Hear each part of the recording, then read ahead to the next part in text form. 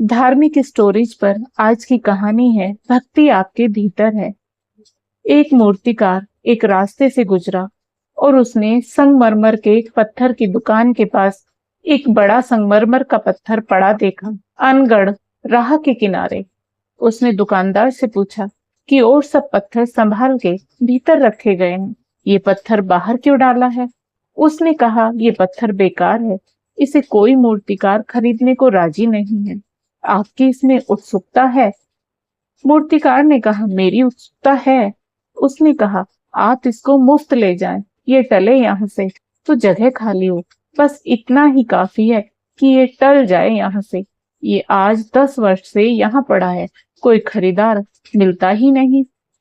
आप ले जाओ, कुछ पैसे देने की जरूरत नहीं है। अगर आप कहो तो आपके घर तक पहुंचवाने का काम भी मैं कर देता हूँ। 2 वर्ष बाद मूर्तिकार ने उस पत्थर के दुकानदार को अपने घर आमंत्रित किया कि मैंने एक मूर्ति बनाई है, तुम्हें दिखाना चाहूंगा। वो तो उस पत्थर की बात भूल ही गया था। मूर्ति देखते ही वो दंग रह गया। ऐसी मूर्ति शायद कभी बनाई ही नहीं गई थी। भगवान श्री कृष्ण का बाल रूप उस मूर्तिकार ने तराशा। मैया यशोदा श्री कृष्ण को गोद में खिला रही हैं, इतनी जीवंत कि उसे भरोसा नहीं आया। उसने कहा, ये पत्थर तुम कहाँ से लाए? इतना अद्भुत पत्थर तुम्हें कहाँ से मिला? मूर्तिकार हंसने लगा। उसने कहा, ये वही पत्थर है जो तुमने व्यर्थ समझ के दुकान के बाहर फेंक दिया था और मुझे मुफ्त में दे दिया था। इतना ही नहीं, मेरे घर तक पहुंचवा दिया था। वही पत्थर है। उस दुकानदार को तो भरोसा ही नहीं आया। उसने कहा, तुम मजाक करते हो। उसको तो कोई लेने को भी तैयार नहीं था, 2 पैसा देने को कोई तैयार नहीं था। तुमने उस पत्थर को इतना महिमा रूप, इतना लावण्य दे दिया। तुम्हें कैसे पता चला कि ये पत्थर इतनी सुंदर प्रतिमा बन सकता है?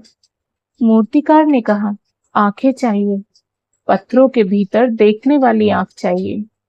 अधिकतर लोगों के जीवन अनगढ़ रह जाते हैं, 2 कौड़ी उनका मूल्य होता है, मगर वो तुम्हारे ही कारण।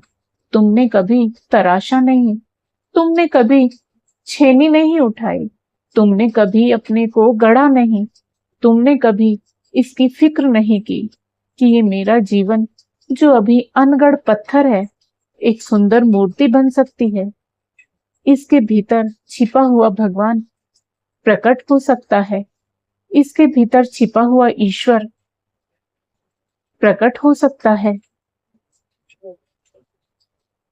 वस्तुतः मूर्तिकार के जो शब्द थे वो ये थे कि मैंने कुछ नहीं किया।